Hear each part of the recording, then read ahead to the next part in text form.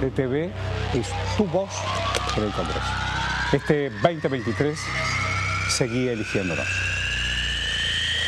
DTV, el periodismo en el Congreso.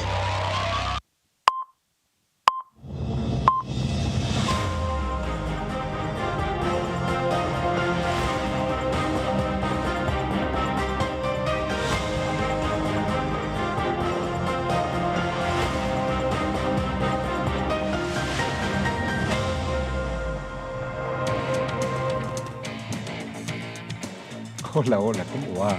Buen día. Buen mediodía. Buen nuevo día del día.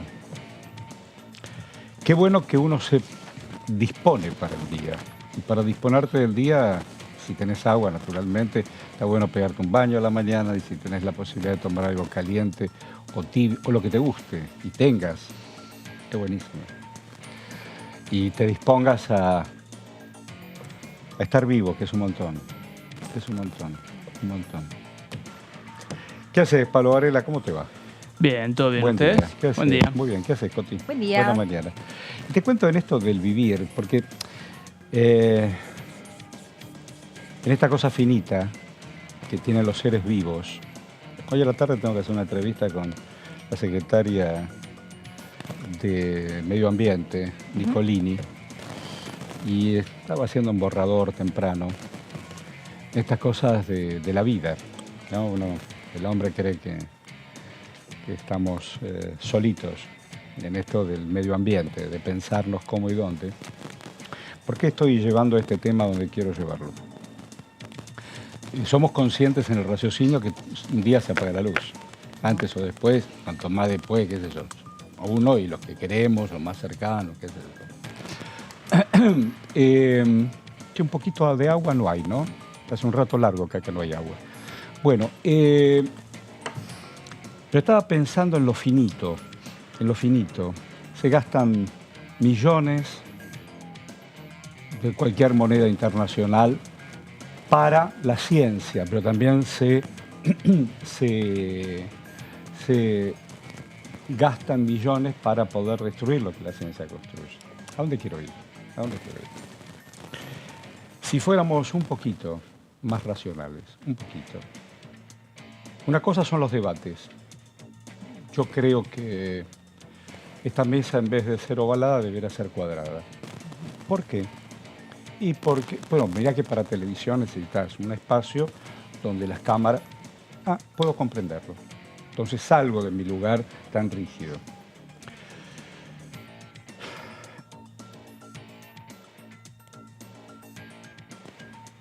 El debate. Vamos a hablarlo en términos generales, el debate. Vamos a dar una mirada global del debate. ¿Para qué y por qué los debates? De los modelos de país. O modelos absolutos, modelos relativos, modelos inclusivos o modelos donde nadie está tenido en cuenta. Yo puedo hablar 10 horas de lo que es el debate. También puedo opinar de lo que es el debate. Ayer hice 2 horas de aire con 40 puntos de rating. Digo, no yo, el debate. Cada uno no existe, es presidente, por supuesto. Entre los actores protagónicos, todo el mundo quería ver qué decía Massa y qué decía Milei. Ahora parece que Milei no pudo cerrar la idea porque había mucha gente que tosió. Yo me encontré con un diputado, ¿cómo se llama este hombre de la provincia de Buenos Aires? Hombre de Duhalde, que llegó acá. ¿Acef? No. No, que, ¿cómo se llama? Que también está junto con Schiaretti. ¿Topo Rodríguez? El Topo. Me dice, yo te juro, yo estaba a la izquierda,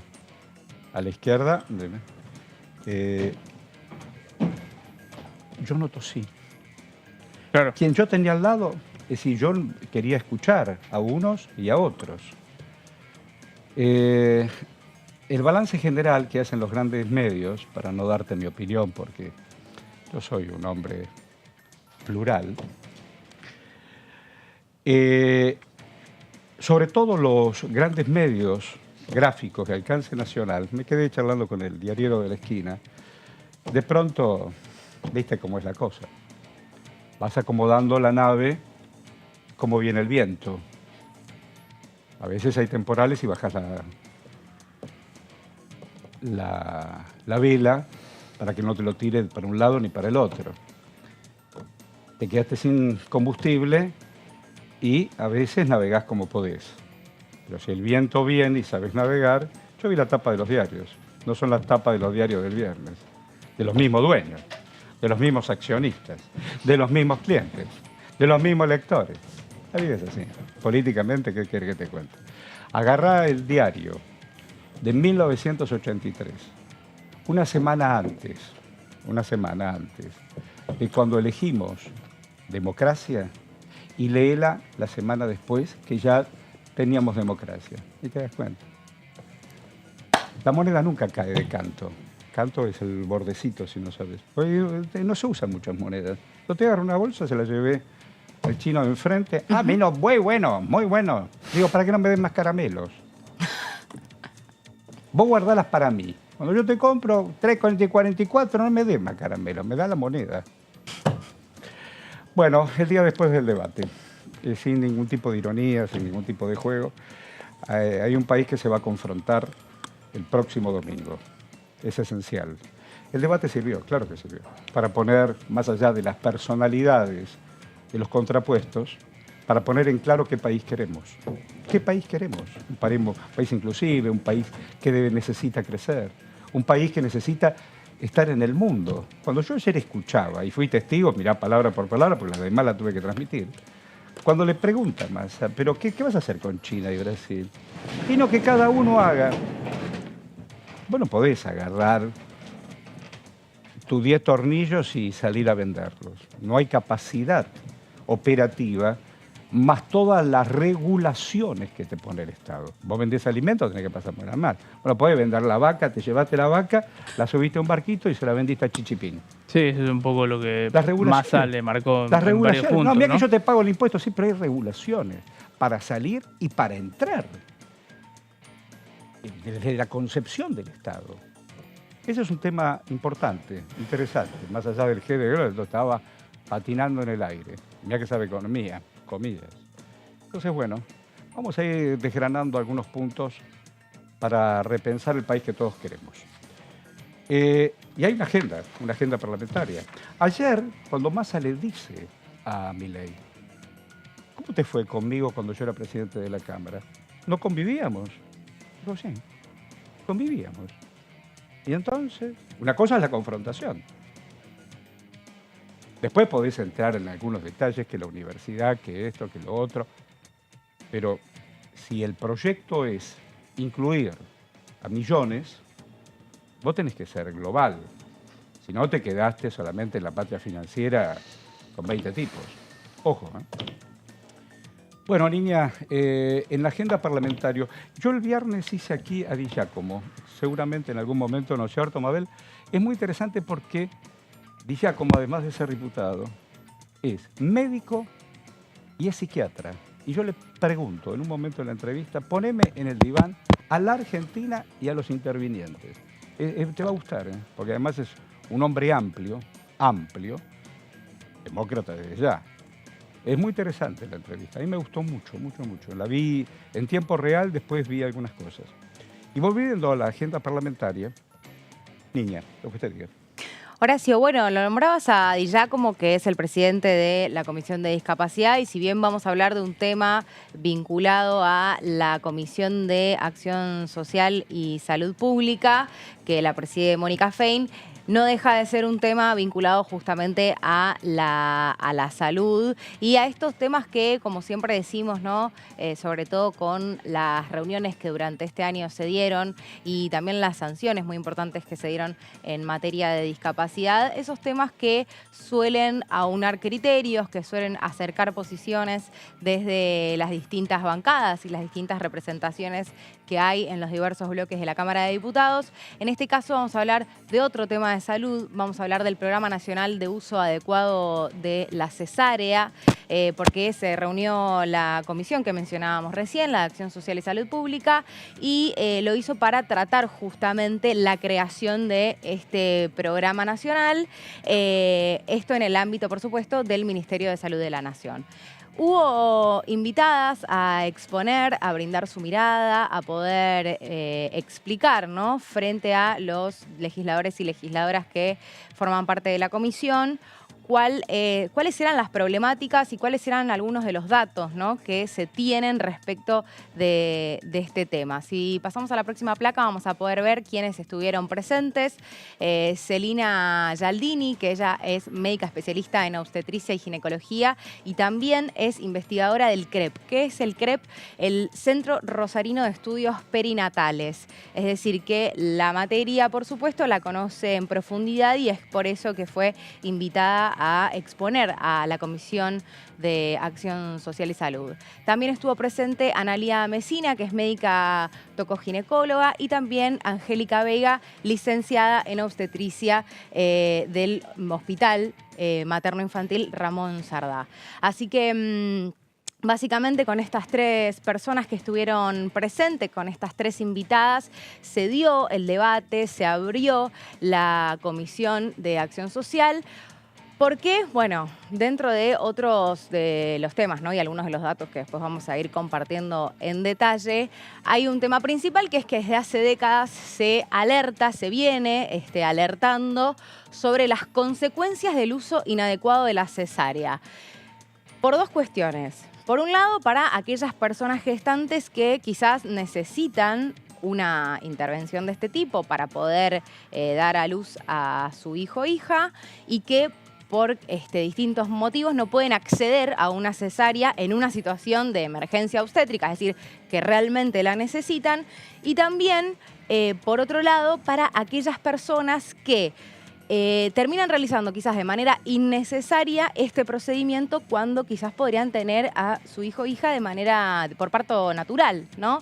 De esta manera lo que pasa en este último caso, ¿sí?, donde se usa de manera innecesaria, inapropiada, indebida, se le genera lamentablemente exposición a los bebés y también a las personas gestantes, ¿sí? En la próxima placa vamos a poder ver un poco más, ¿no?, del marco, del contexto en el cual se da este debate, se comienza este debate que decimos, ¿no? Decíamos recién, es un debate que públicamente se viene dando hace mucho tiempo, no es algo nuevo en la República Argentina.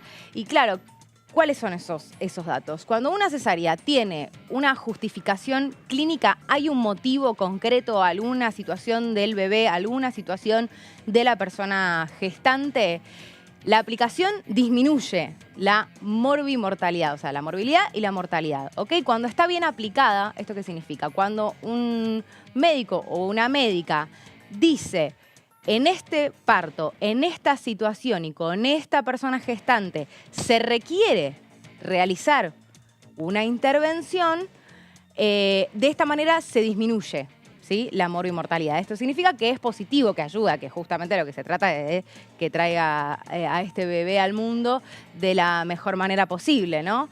Claro, ahora ¿qué pasa? Cuando se aplica sin la justificación clínica, ¿sí?, sin que un médico o médica diga, sí, por determinadas circunstancias necesitamos que se intervenga a la persona y que se le haga una cesárea, sucede todo lo contrario, es decir, aumenta la morbimortalidad tanto para el bebé como para la persona gestante. Es decir, es importante este detalle de si efectivamente es necesario o no. No es solamente cuestión de decir, bueno, tengo ganas de que mi bebé nazca por cesárea. Tiene que haber un motivo, porque si no puede suceder esto, se expone tanto a la persona gestante como al bebé a una situación de riesgo, ¿sí? Sí, por supuesto. Escuché porque ahí tenía un problema de micrófono y tuve que cambiarlo, pero digo, la cesárea es una operación, es una intervención quirúrgica. Entonces eso siempre conlleva un riesgo extra al propio parto en sí mismo. Entonces, claro, obviamente que tiene que haber una argumentación médica para ir hacia una cesárea, que de vuelta es una intervención quirúrgica y que incluso la madre después tiene que tener unas semanas de reposo, ni más ni menos que en las primeras semanas de vida del baby, que bueno, obviamente es una situación muy demandante, sobre todo para la madre. Claro, sí, obviamente, y estar quizás con un posoperatorio, ¿no? Exacto, porque es la situación en la que se está. En un lugar como el abdomen, donde siempre uno se va moviendo, bueno, obviamente duele, tensan los puntos, hay un tejido que tiene que cicatrizar y demás.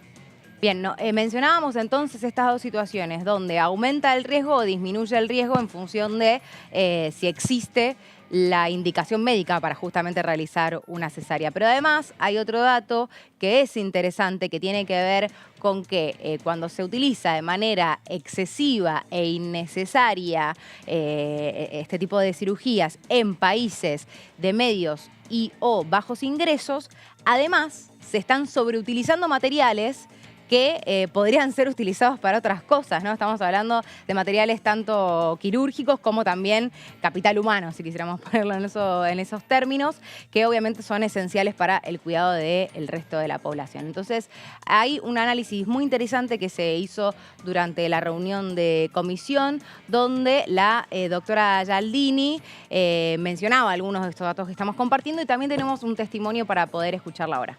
El nacimiento desde hace mucho tiempo ha pasado de ser un acto natural y doméstico para convertirse en un acto médico e institucional. Y en esa tecnologización o en esa mejora de cuidados en relación al nacimiento, la cesárea fue ganando seguridad y ha hecho que muchas vidas de mujeres, personas gestantes y sus bebés pudieran salvarse. Tanto se mejoró su técnica que se convirtió en una cirugía muy realizada y es la cirugía mayor más realizada en el mundo. Este aumento y esta seguridad en su uso contribuyó a que el incremento de su uso sea sostenido y en cierta forma innecesario y excesivo. Bueno, pido disculpas porque quedó finalmente muy pequeño este gráfico. De todas formas, las cosas que tienen que ver se puede ver. Van a ver en el gráfico de la izquierda, la línea vertical es la tasa de cesárea. La línea horizontal es el tiempo. Empieza en 1990 y termina en el 2030. La línea roja continua es el aumento de la tasa de cesárea en América Latina. La línea amarilla es el aumento de la tasa de cesárea en América del Norte. La línea de puntos que continúa, la línea continua, es un análisis estadístico de lo que pasará si no hacemos nada en relación a este uso excesivo de cesárea para el año 2030. Vemos un aumento de más de 20 puntos porcentuales en los últimos 25 años. Y en el gráfico de la derecha es cómo evolucionó la tasa de cesárea en las maternidades públicas de Argentina desde el año 2010 al año 2018. Fíjense cómo aumenta de manera sostenida y progresiva esta cirugía. Bueno, entonces les decía que de no mediar ninguna acción, se espera que para el año 2030 más de la mitad de la población, estos son datos promedios, nazca por una operación y no por un parto. Pero bueno, ya hemos dicho que era segura, que había avanzado su técnica. ¿Cuál sería el problema entonces? El problema es que, como toda intervención en medicina, al aumentar su dosis por encima del valor efectivo, para hacer un ejemplo muy gráfico, dejamos de ver los beneficios y empezamos a ver los perjuicios. Si ustedes ven acá, la línea vertical de la izquierda es la mortalidad materna, la línea vertical de la derecha es la mortalidad neonatal y las líneas basales horizontales son las tasas de cesárea. Pueden ver cómo cuando usamos la cesárea de 0 a por encima un poquito del 10%, disminuye drásticamente la mortalidad, tanto para la madre y personas gestantes como para sus bebés. Pero llega un punto en el que esta línea se ameseta y por más, la línea roja es países en vías de desarrollo y la línea azul es países desarrollados. Como en ambos casos, a pesar de que aumente la tasa de cesárea, no disminuye más la mortalidad. Bueno, ahí escuchábamos, ¿no? Con mucha claridad a la doctora, que a partir de estos gráficos también nos pudo explicar y clarificar algunos de estos datos que estábamos compartiendo antes, ¿no? Esta proyección que se hace hacia el 2030 con la posibilidad de que entonces la mitad de la población nazca a partir de una intervención quirúrgica en lugar de un parto natural.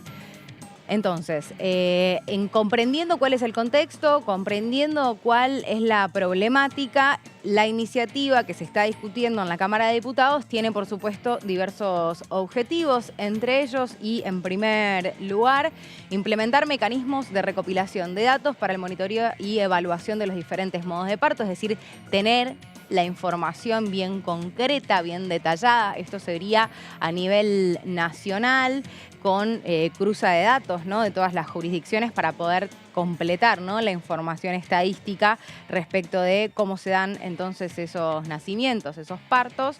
Y también promover el acceso a la información basada en evidencia científica sobre los perjuicios asociados al nacimiento por cesárea sin indicación médica para que las personas gestantes puedan tomar decisiones informadas. ¿Por qué este último punto? Bueno, porque lo que también decía la doctora dentro de sus intervenciones, muchas veces cuando se solicita una cesárea de manera innecesaria, esto está vinculado a la desinformación, es decir, el pensar que por el hecho de que efectivamente este tipo de intervenciones con el avance de la tecnología se ha vuelto una operación segura, se aplica en situaciones donde no son necesarias, incluso muchas veces requeridas por las propias personas gestantes. Otras, por supuesto, aplicadas o sugeridas por el médico o médica interviniente. Entonces, lo que se busca también como objetivo principal en esta iniciativa, que lo que promueve, lo que quiere es que exista este Programa Nacional de Uso Adecuado de la Cesárea, es que la información sea con base científica y de público conocimiento para que nos basemos en hechos concretos a la hora de tomar estas decisiones.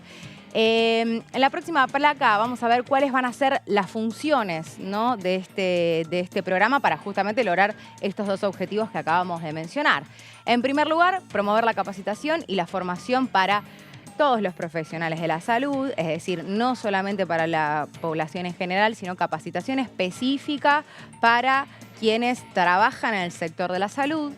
También llevar adelante el monitoreo de los diferentes modos de nacimiento, saber, ¿no?, tener información, tener relevamientos, datos, debiendo recabar datos sobre los nacimientos por cesárea en todo el territorio nacional, confeccionar y brindar estadísticas en relación a las causas que no motivan la realización de esta práctica. Es decir, bueno, hacer un relevamiento importante en todo el territorio nacional, decíamos, ¿no?, con entrecruzamiento de datos de todas las jurisdicciones para poder tener a priori un diagnóstico, la información necesaria para luego poder aplicar estos objetivos, ¿no?, donde la capacitación entra como un eje fundamental. Hay más funciones que aplicaría este Programa Nacional de Uso Adecuado de la Cesárea. Específicamente, se deberá realizar un seguimiento de los partos por cesárea practicados en población de bajo riesgo de nacimiento por cesárea, razones de su indicación, identificación y revisión de los casos en los que podrían haberse evitado la cesárea y la elaboración de recomendaciones y acciones para evitar futuras cesáreas en casos similares. Hay algunos objetivos más planteados para algunas funciones en realidad de este programa para poder cumplir con los objetivos y tienen que ver con la confección, la publicación y la difusión de reportes e informes con los datos obtenidos, ¿no?, que mencionábamos antes, acerca de la información obtenida como consecuencia de los procesos definidos en el inciso precedente. Bueno, los datos relevados que puedan armar informes para poder después difundir, ¿no?, esa información. También promover la implementación de protocolos de atención basados en la evidencia científica. Es decir, fundamentalmente que toda la información que esté vinculada al tema del uso adecuado de las cesáreas sea fehaciente, sea científica, tenga la posibilidad de estar disponible tanto para profesionales de la salud como para la sociedad en general. ¿Por qué? Porque evidentemente hace décadas, y como podíamos ver en los cuadros, ¿no?, que estaban proyectando durante el trabajo de comisión, ha aumentado a gran escala y progresivamente el uso de la cesárea tanto en nuestro país como también en la región, y esto significa que podría llegar a generar inconvenientes a futuro y que incluso los genera actualmente cuando no está adecuadamente, ¿no?, y aprovecho de la palabra del programa, pensada y realizada. Así que uno de los temas de la Cámara de Diputados tiene que ver con la salud, tiene que ver con la protección de las personas gestantes y también con la difusión de datos científicos para comprender, ¿no?, cuál es la manera más propicia de llevar adelante un parto. Bueno, a propósito y en esta cuestión, la doctora Analía Mesina, que es una médica tocoginecóloga, que es investigadora, Diputado TV le preguntó y ella dijo, a ver. A hacer nada más que lo que estamos haciendo, pero mirándolo en profundidad y pensándolo bien. Por otro lado, creo que se requieren cambios en la cultura de la organización, que es lo que más tiempo lleva, tal vez lo que requiere, lo que trae más resistencias, pero como dijo Celina, no incorporamos gente, ni recurso humano, ni recursos materiales para llevar adelante este modelo. La opción del líder de opinión o el liderazgo no tiene más que transmitir al equipo de qué va esta cuestión y cuánto podemos mejorar con ello. Es cierto que la palabra auditoría la queremos suavizar o queremos darle un matiz que no tenga que ver con una acción policíaca sobre el equipo de salud, sino más bien para tomar estas decisiones sobre el trabajo que tenemos que llevar a cabo.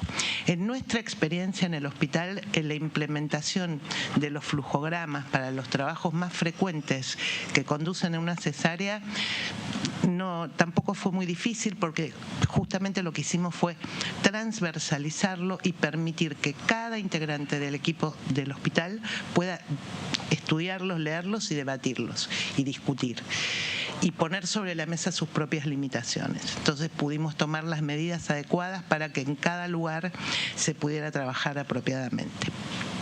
Lo único que tengo para decirles es que, además de esta experiencia, la posibilidad de contar con estos datos nos dio la idea de lo valioso que es este estudio, porque nosotros teníamos aproximadamente un 39% de cesáreas en estos grupos de bajo riesgo y al cabo de un año de trabajo lo hemos bajado a 30%. Entonces es altamente satisfactorio porque significó esto, nada más que poner un problema en agenda, tener conversaciones de alto nivel con todos los integrantes del equipo de salud, incluir a las mujeres y a la comunidad en esta toma de decisiones. Y creo que la única forma son las decisiones informadas. Entonces, en la entrega del material de lectura, de un práctico QR que lo pueden bajar mientras están en la sala de espera del consultorio, poder establecer también un modelo de diálogo con sus propios médicos sobre estos fantasmas y estas fantasías, creo que promueven el cambio. Y también quiero poner sobre la mesa que yo creo que el espíritu de los legisladores, cuando trabajaron la ley de parto respetado y dijeron que las personas con capacidad de gestar tenían derecho a elegir la forma de nacimiento, era con respecto a las posturas, a las posiciones, a no ser intervenidas. No creo que ellos hayan pensado que iban a incidir en la cesárea a pedido, como que las personas creen que tienen derecho a pedir o a elegir una cesárea con poca y mala información. Bueno, también opinó María Angélica Veiga, que es una licenciada en obstetricia, que forma parte también del Hospital Infantil Ramón Sardá. Sardá es un gran sanatorio, un gran hospital público que se ocupa de maternidad desde siempre, enorme en la capacidad de sus profesionales, de sus paramédicos. Mira, me trae un recuerdo, década recién estaba entrando el 90 y empezaba a sorprendernos las madres niñas. Apenitas desarrolladas, algunas criaturas ya embarazadas. El Sardá se ocupaba. Y después, en consecuencia, cuando empezamos a trabajar el tema de las niñas madres, porque hoy todo parece que queda muy lejos y es más cerca de lo que uno cree, esa niña que a lo mejor cursaba quinto, sexto grado, si se había desarrollado precozmente, comillas, su cuerpito, No su identidad, mujer, amor, madre. Es otra historia. El tema era que tenía que amamantarla y tenía que ir al colegio. Y yo recuerdo, primero socialmente y periodísticamente, seguir todo el tema y trabajarlo intensamente. ¿Cómo vas a venir una nena? ¿Cómo va a ir con... ¿Sabés quién embarazó a la nena? Las relaciones enfermas, interfamiliares. Yo puedo hablar de cualquier cosa hasta las 6 de la tarde. Y no estoy hablando de cualquier cosa. Me parece, estamos en Diputado TV, me parece amerita ponerle nombre y apellido, por ejemplo, al tema de la cesárea, ¿no es cierto? Pero recordaba el Ramón Sardá, y por ahí pasaron grandes médicos y grandes médicas que ayudaron a tomar conciencia en la sociedad de una niña. Por eso, no por casualidad, la ley para legalizar el aborto no es una boludez, no es una boludez. Primero porque es un embarazo no deseado, es un embarazo no deseado. Podemos también debatir todo lo que quieran. Me estaba recordando, vieron esas fotos que tengo a veces de no haber transitado este oficio porque el día siguiente es cualquiera. Entonces nos ocupábamos del Sardá, de la criatura, del colegio, volver a casa y estar en el parque. La criatura amacando, porque ya no hay más hamacas, amacando a su beba. ¿Qué, tu hermanita? No, y con sus ojitos inocentes y su boquita y su decir inocente, no, es mi hija. Mirá, ¿entendés? Entonces las sociedades a veces no encastran, va más allá de las pelucas o los estilos. María Angélica Veiga, sobre el tema que tan bien expuso Constanza Viñas, opina. Lo que nosotros planteamos es, primero, que todas las mujeres y personas gestantes que vengan a nuestra maternidad puedan recibir esta información. Para eso lo que pensamos fue que tenía que ser entregado en la primera consulta que ella viene a la maternidad. Nosotros lo llamamos consultorio de admisión, que es donde se hace, digamos, toda una anamnesis, una detección de riesgo y demás. Y a todas aquellas mujeres o personas gestantes que no tuvieran una cicatriz uterina, sin importar la edad gestacional, se le entrega este cuadernillo informativo y se le explica que en lo sucesivo, en lo siguiente del control prenatal, se va a volver a tomar, porque consideramos que ese no es el mejor momento para empezar a conversar sobre este punto. En la línea de seguimiento de este cuadernillo, ustedes van a poder ver que además de brindar información sobre la cual después nosotros vamos a retomar y trabajar, hay puntos que nos van a permitir a nosotros ver si pudo leer o no este cuadernillo y si entendió lo que leyó, que además de entregar, que es un punto importante, es que pueda comprender la información que nosotros le queremos brindar. Y va a estar apoyada esa información que está por escrito en lo verbal que nosotros podamos brindarle, ya sea en el control prenatal, en el curso de preparación integral para la maternidad. Otro espacio que encontramos fue monitoreo, que en general para embarazos de bajo riesgo se suelen hacer en el último mes de embarazo.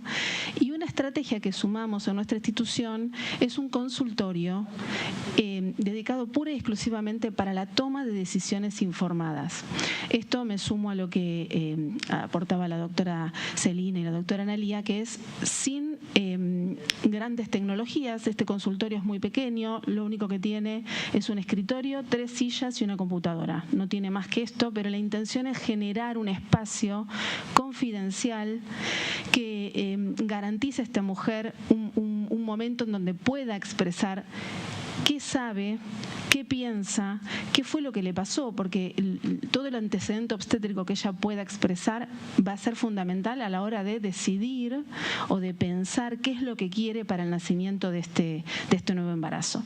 Y acá nos vamos a encontrar con dos posibles respuestas, numerosas, pero las dos mayores que mencionaban antes es, bueno, que decida un parto normal, y esto buenísimo porque nosotros lo vamos a fundamentar con la evidencia científica. Y en cualquier momento ya sabe que puede volver, es un consultorio de demanda espontánea, parece que cada vez que ella tenga una duda, ella, la persona que la acompaña o la familia, puede volver las veces que quiera, puede reforzar esa información con quien le realice también el control prenatal. Bueno, ahí está. El tema está cerrado. Vamos al encuentro de Gonzalo, por favor. Hola Horacio, muy buenas tardes para vos, para Pablo, para Coti, para toda la gente que nos está viendo a través de la pantalla de Diputados Televisión, con un muy lindo día aquí en la Plaza de los Dos Congresos para hablar un poco, en resumen, lo que ha sido la semana parlamentaria anterior, recordando que para esta semana por ahora no tenemos confirmada ninguna actividad respecto a las comisiones y entendiendo también de la importancia de lo que serán las elecciones de segunda vuelta el próximo domingo.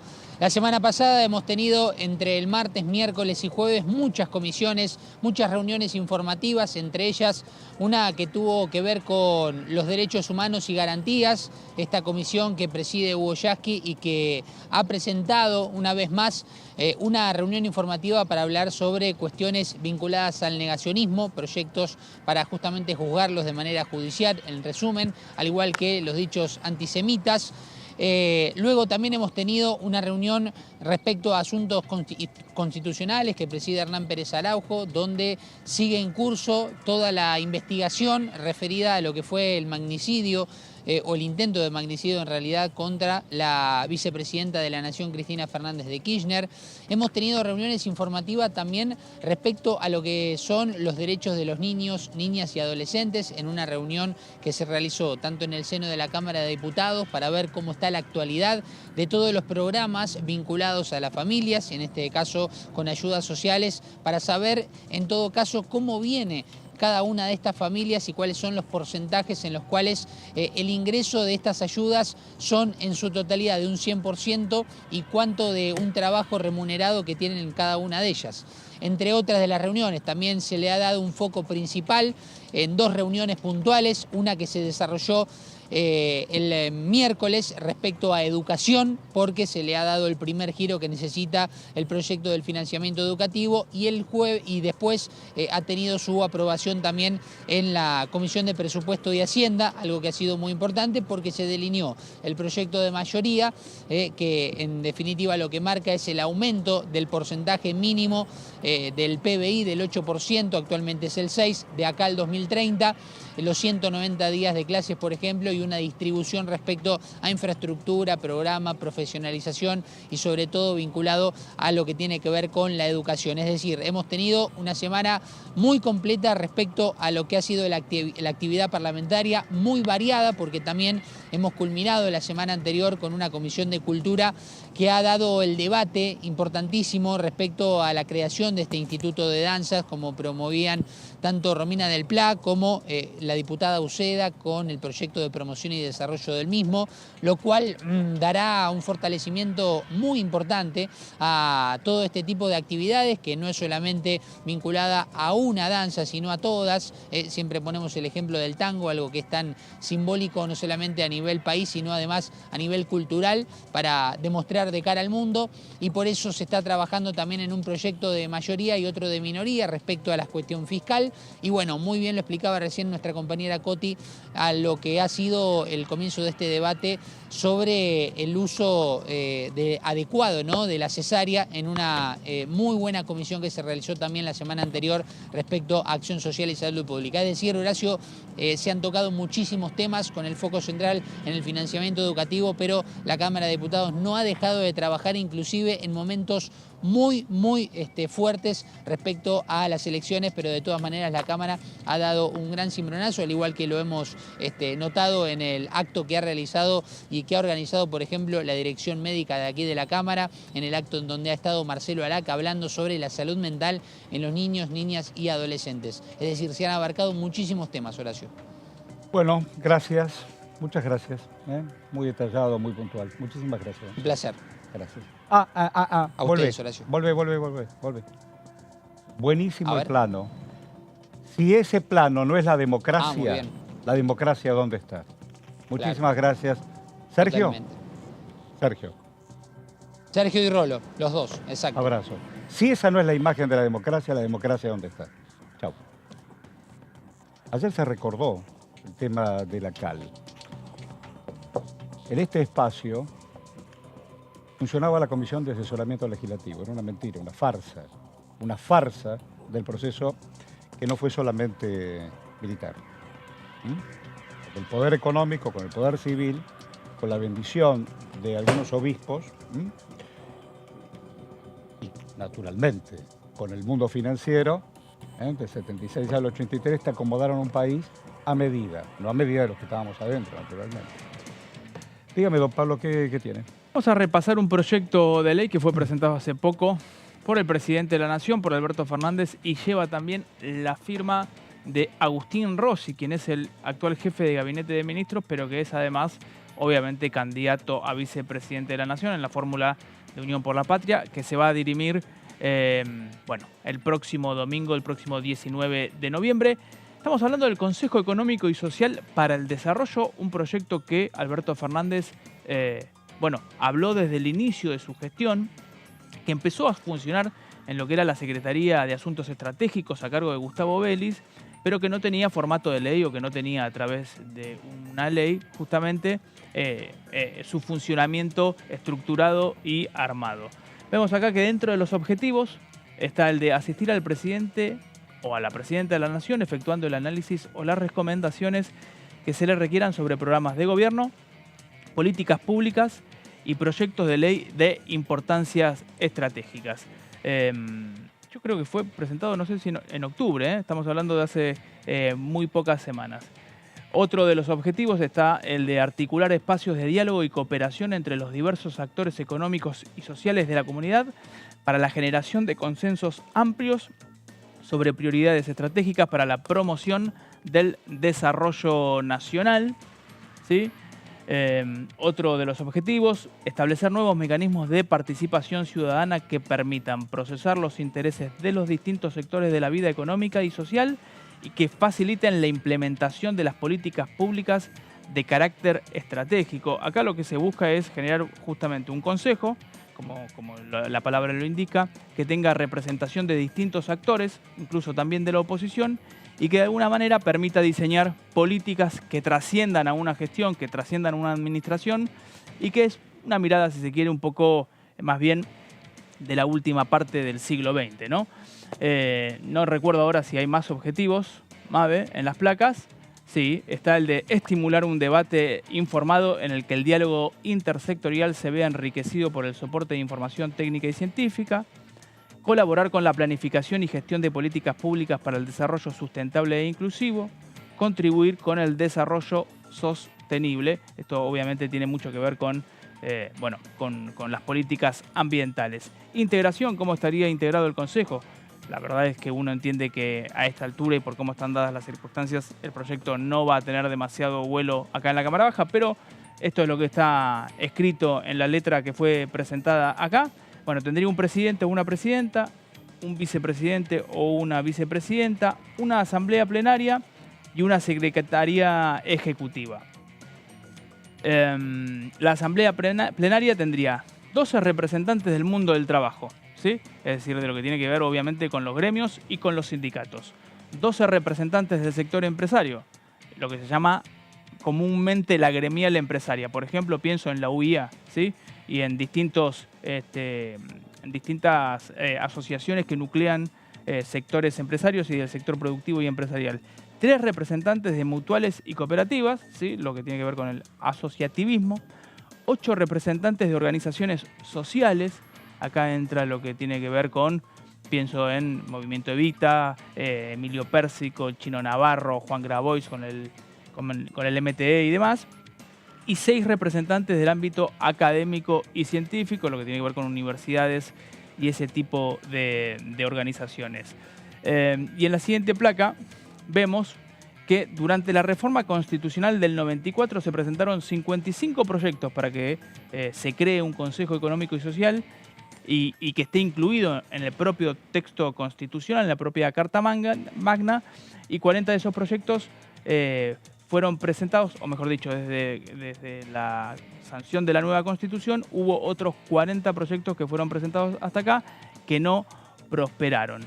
Esto es un poco, forma parte de los fundamentos o de lo que uno lee cuando repasa todo el proyecto, más allá de cómo estaría conformado el Consejo, un poco los argumentos y los antecedentes de por qué se vuelve a presentar este proyecto, que de vuelta tenía en Gustavo Vélez, en la figura de Gustavo Vélez y en la Secretaría de Asuntos Estratégicos, un principio incipiente de funcionamiento. Después, bueno, Gustavo Vélez se fue de ese organismo y en definitiva terminó un poco no teniendo el impacto o el funcionamiento que deseaba el propio Alberto Fernández. Pero de alguna manera esto tiene que ver con lo que yo decía recién, crear no solo el ámbito, sino también políticas de Estado que puedan trascender a una administración, que puedan trascender a un gobierno y tener ciertos lineamientos generales para el país, donde estén representados los distintos actores de la sociedad, empresarios, sindicatos, organizaciones sociales, lo científico y lo académico,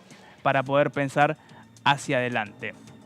Uno lo que ve es una discusión muy acalorada, sobre todo por lo electoral, pero digo, más allá de eso, ve una discusión muy tensa y ve difícil justamente que se cree este ámbito, pero bueno, veremos qué es lo que termina sucediendo. Me parece que ahora la política un poco entra en stand-by hasta el próximo domingo, donde está la definición o la decisión final y sabremos quién va a ser el próximo presidente de los argentinos por los próximos 4 años. Lo que sí queda claro, que vos no podés vivir si no proyectás. Y precisamente es en el Congreso donde los proyectos se escriben, se debaten, caminan todo su recorrido y entran en circulación para que el Ejecutivo después lo determine y por supuesto lo ponga en acción. Pero no hay salvo, qué sé yo, ¿cómo se llama el norcoreano? El delirante del norcoreano. Bueno, Kim Jong el me tipo sale, pero... se levanta a la mañana y es principio y final. Pero no tenés que ir a Norcorea, podés ir a cualquiera de los emires. Sí, a El ver, tipo se siente principio y final de las arenas.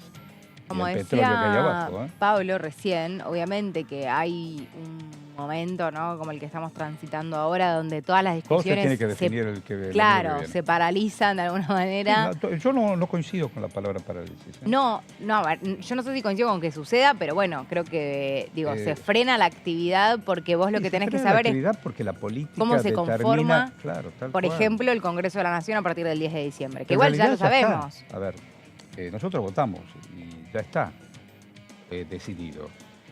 Pero todos los que vienen a participar de este poder, más allá de sus sueños personales, va a haber un proyecto país. Claro. Gane quien gane. Sí. Entonces, lo podés insertar o no insertar. Qué sé yo, una cosa es un fitito y una cosa es un camión acoplado. O entramos todo o se salva el chofer y el maletín solamente con la laptop para hacer una transferencia financiera. Sí, a raíz de lo que vos decís, Horacio, me parece que es esto que sigue pendiente en nuestro país, que es poder discutir más allá, digamos, de los proyectos a largo plazo, ¿no? De los proyectos a largo plazo como república, como país, que definitivamente hay cosas que vos este es necesitas el lugar tiempo. donde se tiene que dirimir. Vos necesitas tiempo, desde armar Claro. 4 paredes, una puerta, una ventana y un techo, aunque ya tengas el terreno, todo tiene un tiempo, más allá no quiero hacer la semillita, el árbol y qué sé yo, y la sombra. Y también, parece un ejemplo simple del Principito, pero es así, el tiempo. Pero si no le das marco jurídico-político, es el capricho de alguien, así como en el 90 el fulano te pegó un decretazo y te vendió media Argentina. Entonces, estamos jodidos. Ayer justamente encontré... hay una anécdota que cuenta el gran ladrón de la Argentina, uno de los tantos ladrones, el pater ladrón Carlos Saúl, en la década del 90 con otro interlocutor, porque ahora uno ve en algunos otros canales, que no es precisamente este, los muchachos y muchachas que laburan según, no por sus convicciones, sino por... Y estaba Bernardo Neustadt, un importante entregador y socio de la gran decadencia y liquidación de la Argentina. Y el tipo, para quedarse bien, le pregunta, ya presidente Carlos Saúl, ¿cómo se daba cuenta él quién era honesto o deshonesto? Le decía un tipo que estaba ya robándose todo. Bueno, yo, ya viene, te invitas a alguien a tu casa y sabés que es corrupto, qué sé yo, es ladrón o viene por algo. cuando se va, contar los cubiertos. Lo dijo un tipo que se afanó toda la Argentina, que una de las causas más importantes que tuvo, además del tráfico de armas o la voladura de la embajada o qué sé yo, era su cuenta en Suiza. Y la cuenta en Suiza, sí, más allá que se llama que Zulemita diga no, viva River, vendo autos y qué sé yo, esa cuenta está, pero con dinero de todos. No puedes hacer lo que vos quieras. La declarás en Pindorcha Bahamas Club, pagás tanto el giro, vos haces. Los muchachos que juegan al tenis, por ejemplo, o juegan en Europa, la ponen en, ¿cómo se llama? Donde está, abajo de Francia, ¿no? Francia e Italia. Hamburgo, Andorra. Sí, más o menos. Pero en Mónaco. En Mónaco. Mónaco vos la pones. Bueno, no tenés que irte tan lejos. Vas a Uruguay, 3 bancos, te tomaste el boquebús hoy a la mañana, te sentás con Pepe. No con mi querido Pepe Mujica, otro, el de la vereda de enfrente. O con la Carrie, que juega al surf. Sí, anda, ¿lo viste? Tuvo que levantar todo su gabinete. Circular en la vida como pudieron. En 2001 igual. Y en el 15-19 no hubo plata. Y hoy por hoy la mitad de la Argentina, para comer, hasta para comer tiene problemas. Bueno, además nosotros tenemos un problema hoy en día y es que la muy poderosa industria farmacéutica incita a que todas las soluciones pasen por las pastillas.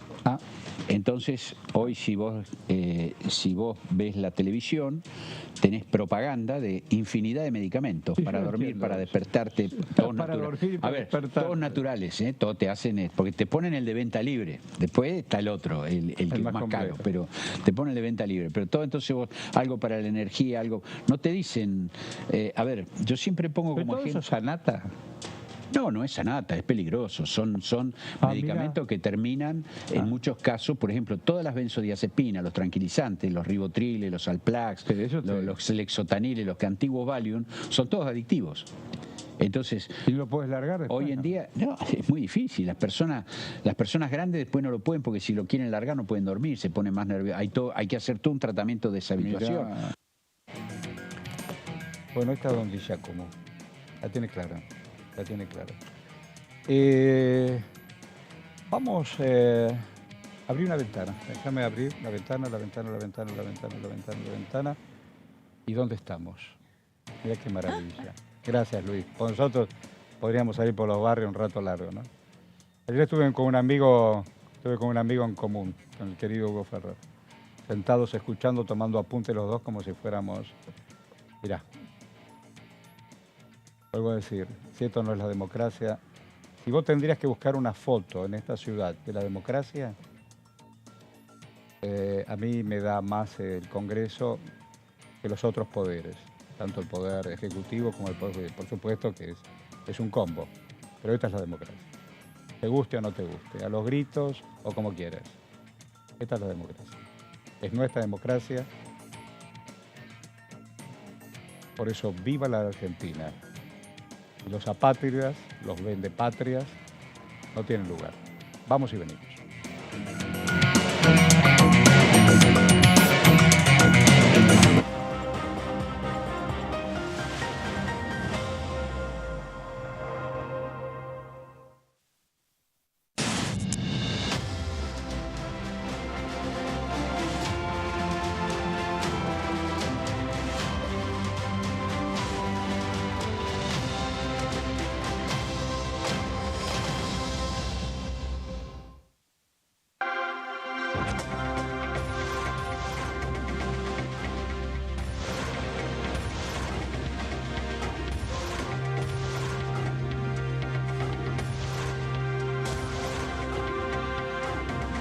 Ellos son tu voz en la segunda edición.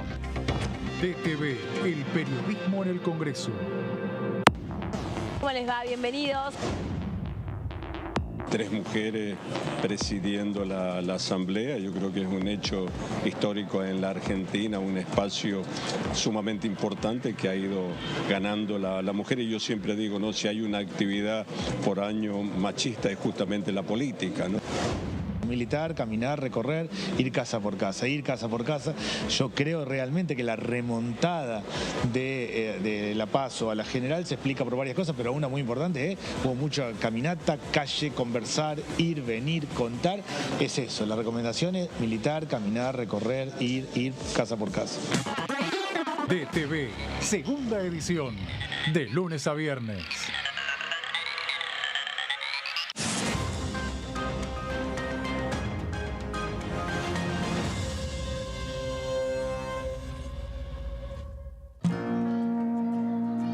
Para ser grande un país hay que vencer desafíos que parecen imposibles. Por ejemplo, llegar a lugares que antes eran inalcanzables. Porque todos los destinos se alcanzan cuando la ruta es el esfuerzo. El mismo esfuerzo que nos lleva a ganar nuestras propias batallas. Hasta que un día la victoria llega y nos lleva en andas. El futuro se vuelve presente si alcanzamos nuestros logros. Esos logros con los que día a día hacemos una Argentina mejor.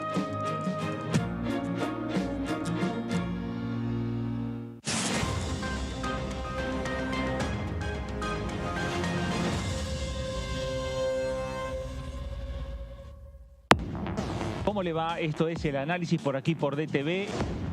Recuperar para Juntos por el Cambio, para Juntos por Entre Ríos, en el caso nuestro, que así se llamaba nuestra coalición, porque tenía otros partidos adentro. La ciudad de Concordia, por ejemplo, ¿no? que nunca tuvo otro gobierno que no sea justicialista, bueno, tiene un significado y un sabor muy especial. Nos instó a seguir con la humildad militante y a practicarla a las 24 horas del día, porque esto continúa y hoy más que nunca necesitamos eso para poder ganar este balotaje, ¿no? DTV, el análisis, de lunes a viernes.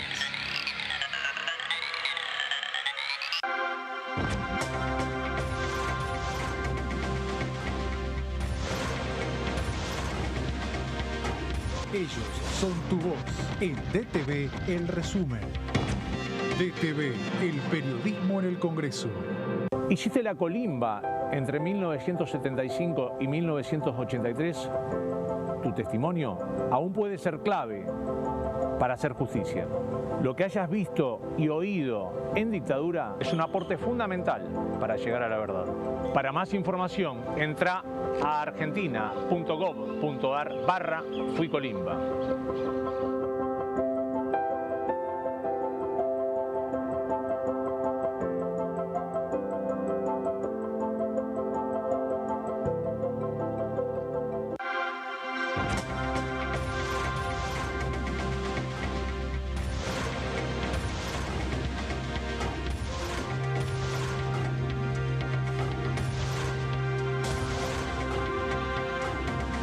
Ellos son tu voz. En la segunda edición. DTV, el periodismo en el Congreso. ¿Cómo andan? Buenas tardes, buenas noches, ya cerrando el día. Tengo información extraoficial de que que dos jueces habrían hecho un descargo por escrito. Dos descargos por escrito hoy. Sí, no sé, de todos modos, por más que hagan descargo por escrito, en la próxima reunión, si quieren, pueden estar presentes. Tuve 22 meses, presenté 40 proyectos de ley, acompañé más de 120.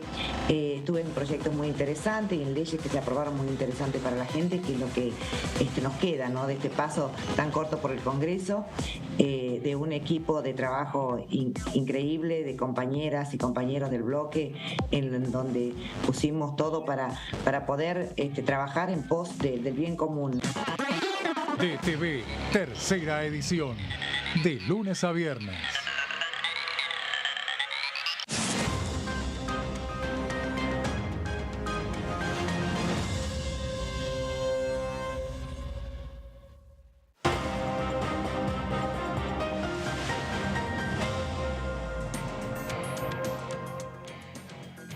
Es que se hizo en diferentes tramos el palacio, como se lo conoce. No sé si tenés la oportunidad de conocer otros lugares. El palacio, por ejemplo, que se llama... Lo habrás visto cuando, si no viajaste a Washington, Parlamento, ahí donde asaltaron los de Trump. El de Cuba también es muy parecido al de Washington, el de La Habana. Las cosas a imagen y semejanza. Ustedes recuerdan que los españoles dominaban, los americanos o norteamericanos salvaron, se quedaron, pusieron a Batista, que era un dictador de turno, hasta que llegó, por supuesto, la Revolución del 55. Les guste o no les guste a algunos, pero bueno. Y después hay edificios más modernos o menos modernos, pero esto es una belleza, una belleza, una belleza.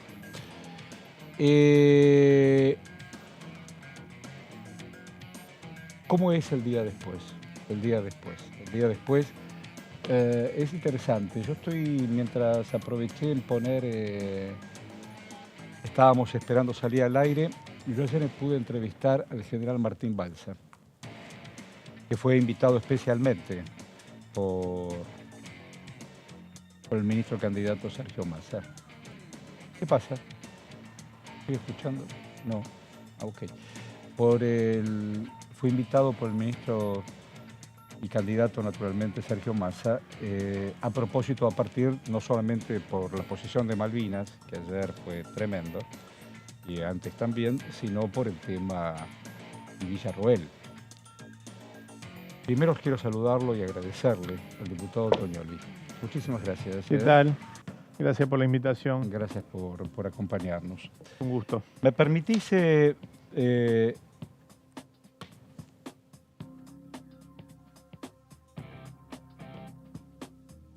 ¿Me permitís, Toñoli, que podamos compartir con quienes nos están mirando lo que ayer hablamos? Son 30 segundos. ¿Cómo no?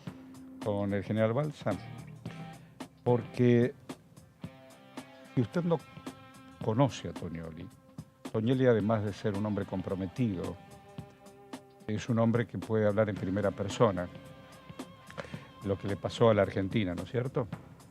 Con muchos otros argentinos, sí. Naturalmente, y argentinas dolorosamente, dolorosamente. Deme apenas unos segundos. ¿Cómo no? Deme apenas unos segundos. Acá está. A ver, ahí.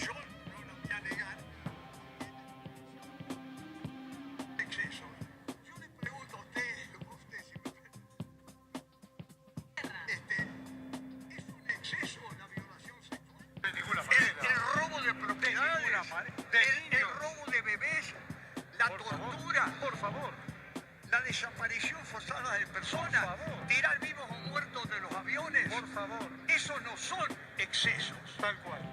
El ejército, la inmensa mayoría de los hombres oficiales y suboficiales de entonces... ¿Se entiende? Usted tuvo una ida y vuelta con Villarroel, que además de ser diputada aspira a ser vicepresidente. ¿Qué pasó? Bueno, Victoria Villarroel desde hace muchos años es militante de una causa, la libertad de los criminales de lesa humanidad, de los genocidas que están presos, que están detenidos, con condena, hay que decirlo, por haber cometido secuestros, desapariciones, torturas, robo de bebés. La semana pasada, Victoria Villarroel, en el debate de candidatos y candidatas a vicepresidente de la Nación, interviene y ante una simple pregunta de Agustín Rossi, que le realiza en 2 ocasiones, la pregunta es si ella va a seguir trabajando para liberar a los genocidas. Ella no puede responderle, no quiere o no puede responderle. Todos sabemos cuál es la respuesta, ¿no? Sí, porque ella viene militando hace mucho esa causa, pero por aplicación del teorema de Baglini, por supuesto, en el marco de un proceso electoral como este y sabiendo en un balotaje que eso puede distanciar a la fórmula que integra con Javier Milei de una parte no menor de la sociedad, incluso de algunos votantes propios, no responde y contraataca defendiendo a lo que ella caracteriza como un preso, alguien que está preso de manera injusta, que es Juan Daniel Amelon. Juan Daniel Amelon está condenado con 5 condenas firmes, lo reafirmo lo de condena firme porque ella en algún momento habla de prisiones preventivas que llevan 10 años. No es el caso. Como no es el caso en muchísimas otras causas judiciales, en otras sí, pero no se le pueden dilgar a los querellantes, sino en todo caso a la justicia argentina, la responsabilidad, pero no es el caso. En este caso hablamos de alguien que tiene 3 condenas a perpetua. 3 condenas. 3 condenas firmes a perpetua. Ella defendió a Echecolás, que tenía innumerables Echecolás condenas. la tenía en su agenda. Victoria Villarroel. Videla la tenía en su agenda. Número de documento. Pero ahí hay una foto que expuso la diputada Bregman en algún momento, que fue abogada de Julio López, Jorge Julio López, donde aparece el número de teléfono de Victoria Villarroel. Ella le organizaba las visitas a Videla, organizaba la combi que iba a visitar. ¿Ustedes están escuchando lo que está diciendo el diputado Tognoli? Ella le organizaba la maquinaria. ¿Saben de quién estamos hablando? Y Juan Daniel Amelon, además de todas estas condenas, tiene una particularidad. Puso a disposición del segundo cuerpo de ejército, que es donde revistaba, Rosario y toda la zona de influencia, el litoral, la casa quinta de fin de semana de su familia para que sea un centro clandestino de detención. Ese lugar se llamaba la Intermedia. No sí, sí. Yo esto no lo sabía. La Intermedia queda en Timbúes. Si ustedes van por la autopista que va de Rosario a Santa Fe, la primera estación de servicio, una YPF, van a ver hacia su izquierda una casa quinta que está ahí perdida entre los yuyos, que sigue siendo de la familia Amelon. La puso a disposición para que sea un centro clandestino de detención. Ese era el compromiso de Juan Daniel Amelon. En ese lugar fueron secuestrados y asesinados 14 militantes peronistas, uno de ellos era mi padre, y Juan Daniel Amelon, por testimonio de otro represor, fue el responsable, junto a otros 3 de sus colegas de grupo de tarea, del asesinato de estos 14 compañeros y de definir cuál iba a ser el destino final, que él conoce, pero que nosotros no conocemos. Por eso Y usted cuando cuenta, narra esta historia trágica y brutal, lo habrá hecho también en la justicia. Eso está claro. Eso. Digo, ¿qué le responde? Fui querellante en todas Claro. todas estas causas judiciales que se está investigando a Amelon, fui querellante, salvo en alguna que... ¿Usted cuántos años tiene? 46 años. Cuando su papá fue secuestrado. No había nacido, mi mamá estaba de 8 meses. De 8 meses. Es decir, que usted nunca ve. Es decir, cuando. No lo conocí. Usted nació, encontró esta historia. Sí, claro. Encontró esta Lo historia. conocí después. Y yo le pregunto, ¿y ella qué le responde cuando usted le dijo lo que le dijo? No, yo no tuve oportunidad ni tampoco tengo un interés en hablar con Victoria Villarroel sobre esto. Digo, ¿en la Cámara tampoco se dio el ida y vuelta? Bueno, no hubo un ida y vuelta, hubo un ida. A ver, hace un mes nosotros tuvimos la última sesión. Sí, claro. Yo pedí una cuestión de privilegio dirigida a Javier Milei por el discurso que dio en Santiago del Estero sobre este tema, en el primer debate presidencial, Sí, sí. donde él hizo toda una exposición de alguna manera apologética de los crímenes de la última dictadura cívico-militar, con el discurso de la guerra, con el discurso de los excesos, este discurso que muy bien desmontaba Martín Balsa en la intervención que vos grabaste ayer con él. Entonces, hubieron varias intervenciones similares, ¿no? Entre ellas la de mi compañero de bloque, de Daniel Goyán, Claro. Que contó su experiencia Claro. personal. Personal. Sí, Claro. no fueron, por supuesto, coordinadas ni planificadas. Uno pide a su presidencia de bloque y la presidencia transmite eso en labor parlamentaria. Y por supuesto a sabiendas de la que se venía, porque había varias intervenciones y vos tenés que expresar antes por qué es. Tanto Javier Milei como Victoria Villarroel se pararon cuando iniciaron la cuestión del privilegio y se fueron. Creo que la mitad más uno de la cuestión del privilegio eran dirigidos a ellos por haber ofendido a distintos colectivos, etc. Por supuesto.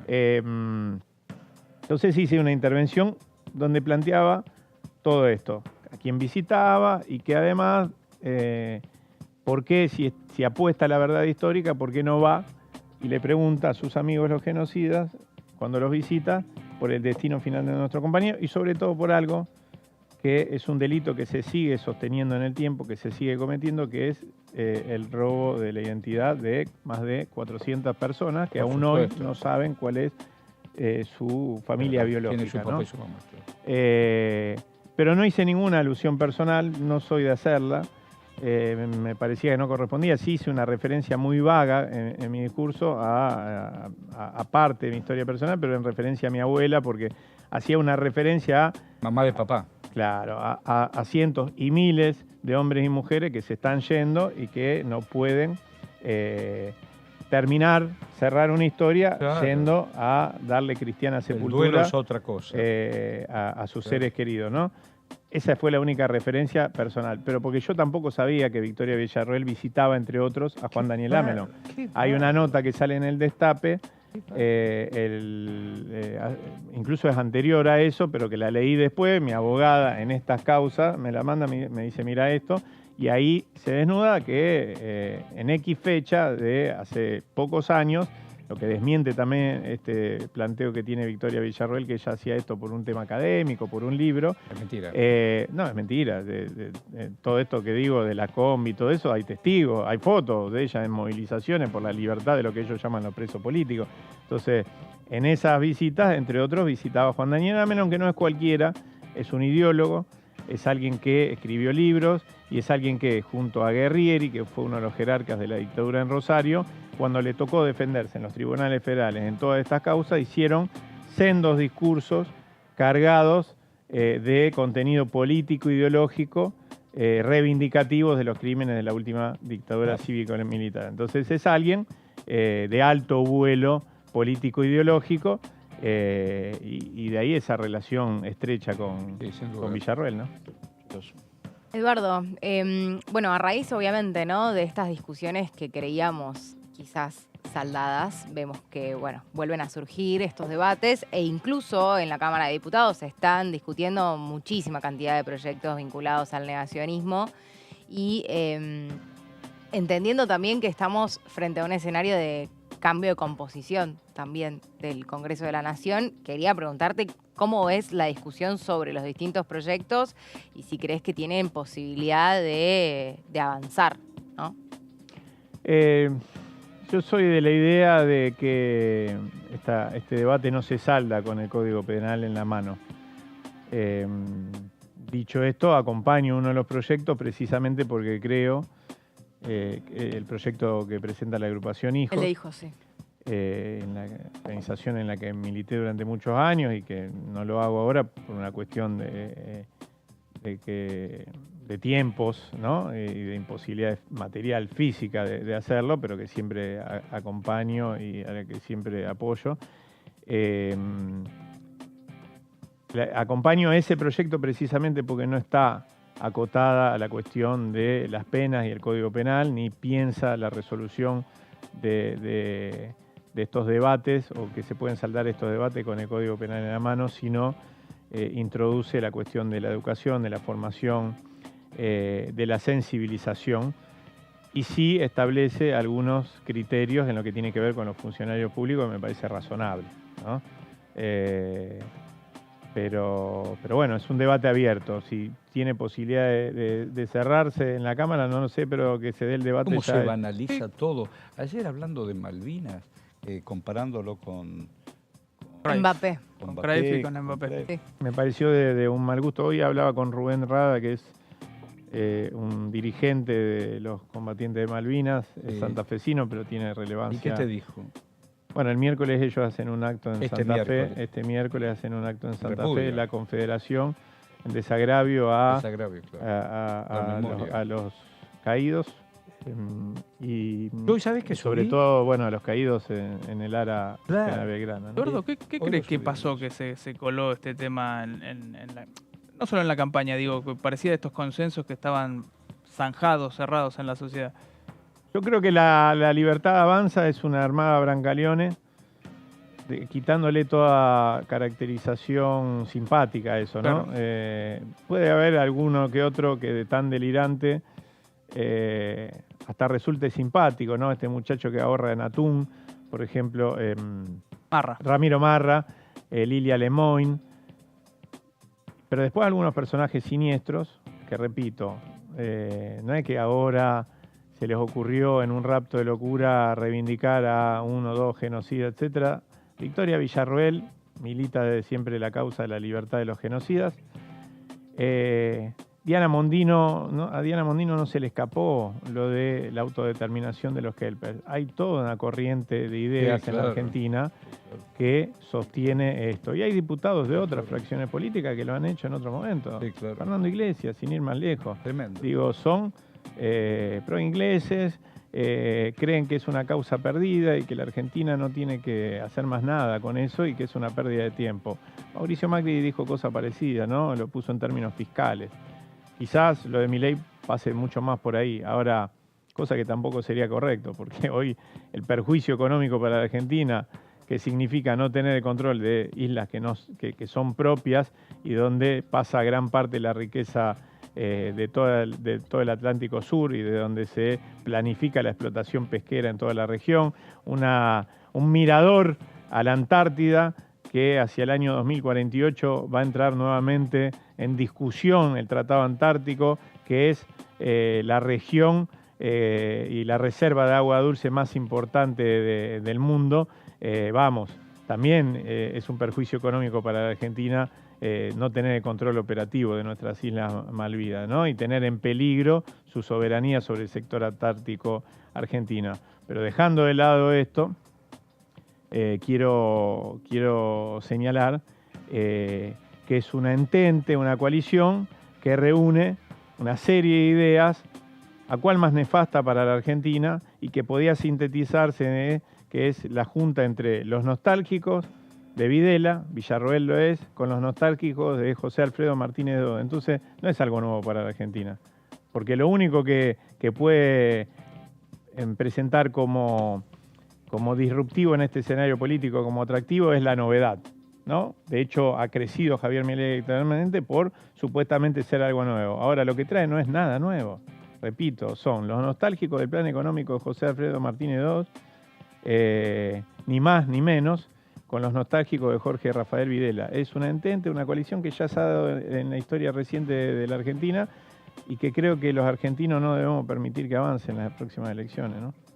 Eduardo, ¿cuáles son las prioridades de acá hasta diciembre, ¿no? Entendiendo el escenario en el que estamos, donde por lo menos hasta el domingo no hay definición de quién va a conducir la República Argentina.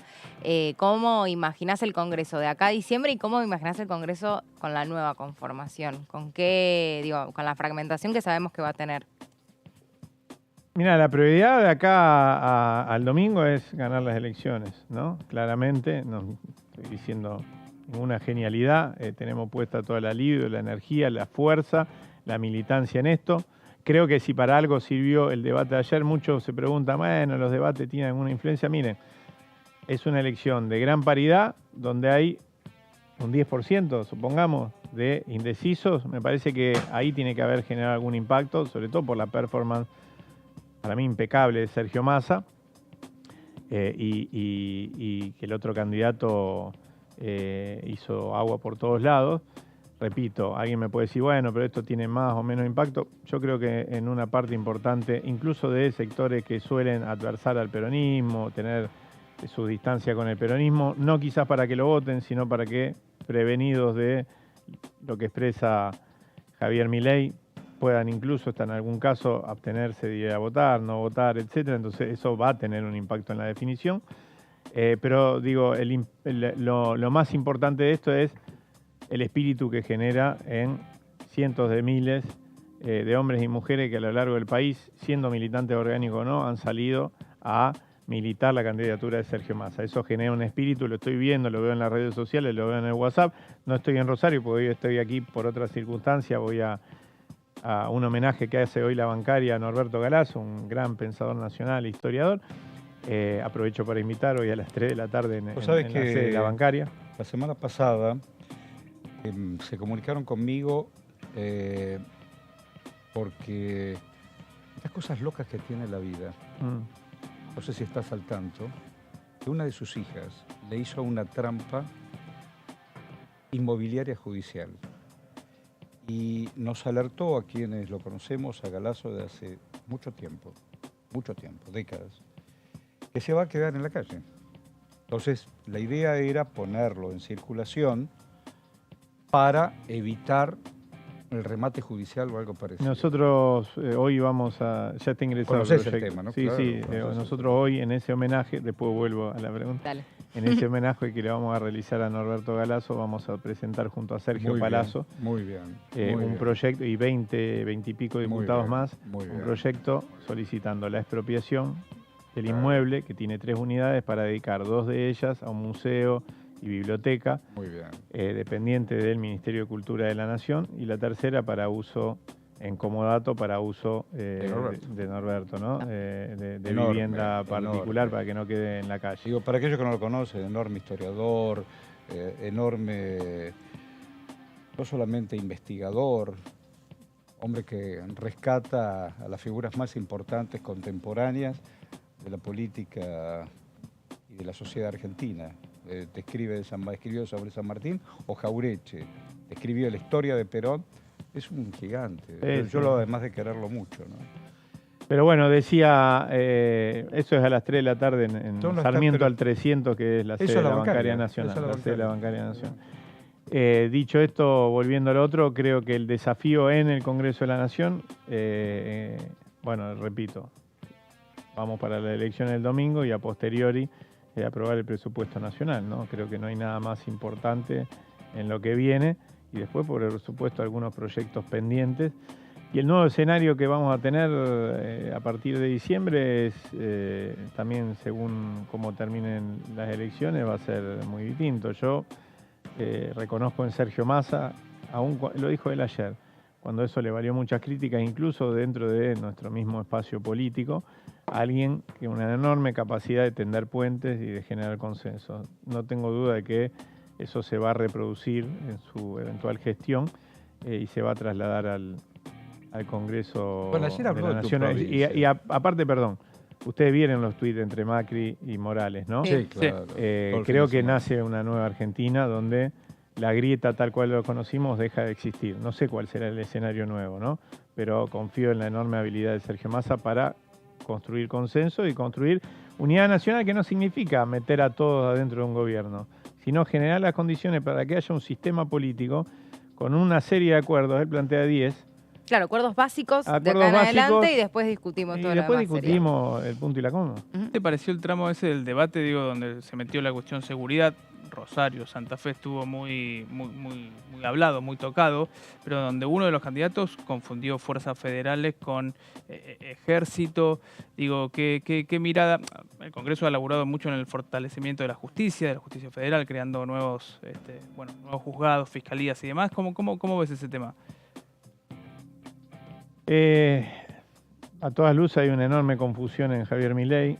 Me parece que fue claro Massa cuando en algún momento, cuando Milei le devuelve una cosa insólita, ¿no? En el medio de un Sí. debate le devuelve el uso Muy de la raro que palabra. Y dice, no conoce, no entiende y no le interesa este tema. No le importa. No le importa, lo delega en Victoria Villarroel. Y confunde algo básico en nuestro sistema institucional, que es defensa con seguridad, ¿no? Ojo, no es casual esa confusión, ¿no? Hay todo un desarrollo teórico en torno a esto, pero él parece rechazar la idea de que las Fuerzas Armadas intervengan en seguridad interior, cosa que otra parte de su espacio parece aceptar. No se termina de entender bien, pero digo, lleva confusión, y en un momento dice algo gravísimo. Dice, no, bueno, lo que pasa es que si los hacemos participar, después los van a juzgar por delitos de lesa humanidad, ¿no? Que denota su mirada sobre la dictadura. Yo creo que Sergio Massa prefirió no ahondar. Leía hoy un analista como en Twitter, que es una gran fuente de sabiduría contemporánea, pero un analista que ante la consulta de muchos de por qué Sergio Massa no había, vamos a utilizar una metáfora que sería afín a Javier Milei, le gusta mucho, no remató, ¿no es cierto? O no noqueó, un poco más amable, ¿no? O no noqueó a su contrincante, si hablamos de boxeo. Algunos dicen que esto puede generar un efecto contrario y el voto lástima, etcétera. Está todo medido, ¿no? Claro. Eso lo dicen los que saben y dan un ejemplo de Brasil del año 98, una elección estadual, donde sucedió algo parecido, con una enorme distancia entre los dos contrincantes. Después hubo una confusión respecto de competencia, porque digo, el narcotráfico puntualmente es un delito No, federal. como dicen los pibes, sí. la confusión es total, ¿no? En el caso de Javier Milei, la confusión es total.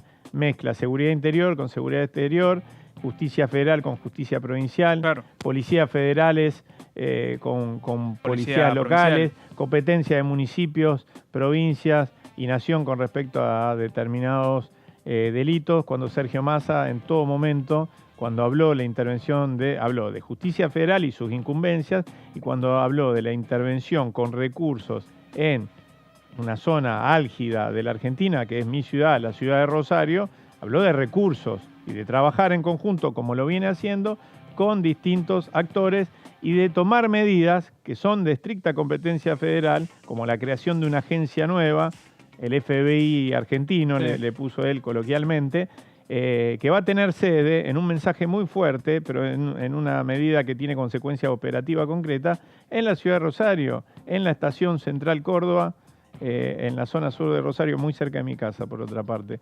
Es un programa de seguridad pública que además tiene antecedentes. ¿Cuál es su gestión a cargo de un municipio? Que el mismo Milei reconoció como exitoso. Entonces me parece que ese punto del debate fue todo ganancia para Sergio Massa, ¿no? Porque mostró solvencia, mostró medidas que ya está llevando adelante, que ya está promoviendo él, y mostró antecedentes, historia en la materia.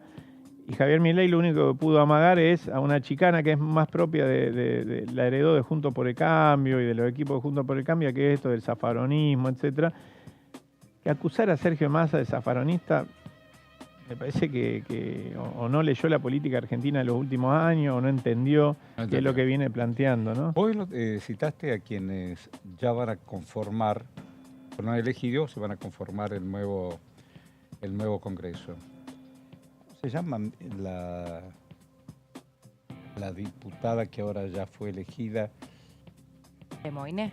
Lemoine. Sí. Que dice que va a salir a asesinar jubilados más allá de todo lo escatológico que le resulta cada cosa. Entonces uno no, a ¿Qué veces, hace la democracia a veces con todo eso? no.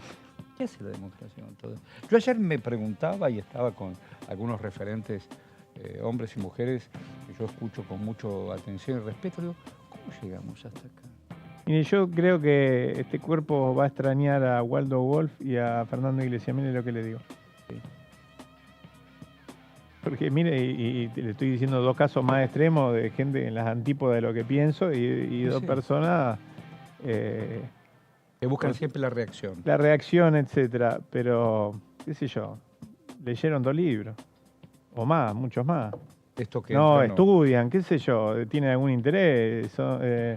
Y no quiero, no caracterizar, pero digo, pero alguien digo, que quiere salir a matar jubilados. Me parece que no, como mínimo no es serio, en nombre de la antipolítica, del rechazo de las instituciones, claro. En nombre de la impugnación sin más de todos estos 40 años de democracia. Sí, claro. No se puede hacer cualquier cosa, ni subir al barco a personajes que la verdad que tienen cero seriedad, ¿no? Me parece que estamos en un problema. Pero bueno, es el resultado de las urnas han hablado. Tengo para mí que tiene que ver también con que hay un caldo de cultivo ahí donde efectivamente han juntado distintas expresiones y bueno, esto es lo que salió rápido, es como una fuerza de crecimiento rápido, exponencial. Al hijo del asesino Bussi también entró. Sí, claro. Sí, bueno, es más grave eso, ¿no? Pero grave. digo, más grave por todo lo que dice, ¿no? Grave. Digo, a nadie le puede asignar la misma responsabilidad que el padre. El padre del padre, el hijo del hijo, pero reivindica todo lo que hizo el padre, ¿no? Reivindica absolutamente todo, más la mirada que tiene sobre todo lo que para él es diferente. Pero digo, es una fuerza de crecimiento rápido, exponencial, y que arrastra atrás de eso, de ese crecimiento exponencial, un armado precario donde se cuela de todo, como seguramente habrá hombres y mujeres muy valiosos y que están convencidos de sus ideas. Con el mundo informal. ¿Cómo ves el futuro? Ayer Massa algo dijo, ya lo había dicho en un acto. ¿Cómo imaginás el mundo informal del trabajo? Bueno, lo que viene, uno de los temas más importantes, un tema de discusión en el mundo, no solo en la Argentina, es el valor del trabajo. Bueno. Y un poco desde hace años, desde los movimientos sociales, nosotros venimos intentando discutir esto. Hay un proyecto que presentó el Ejecutivo, pasó bastante desapercibido. Nosotros hemos estado varias veces acá tratando de instalar el tema. Sí, pasó desapercibido para las bancadas de los otros partidos, pero para la nuestra también. Mira.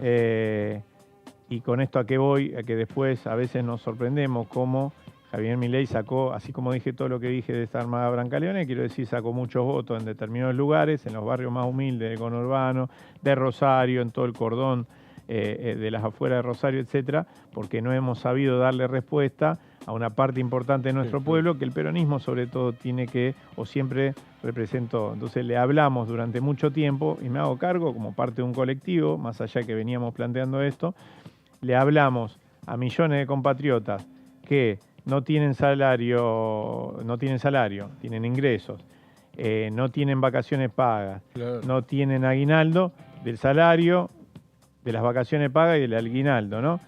Para todo ese mundo económico que es el que fue, y laboral y productivo, que es el que fue por el IFE en la pandemia, hubo un proyecto que se presentó en diciembre del 2021 con la firma del presidente de la Nación, de Alberto Fernández, de monotributo productivo, que es un puente de inclusión fiscal para 10, 11 millones de argentinos, para que puedan tener un papel que les permita acceder a crédito, a un plan de vivienda.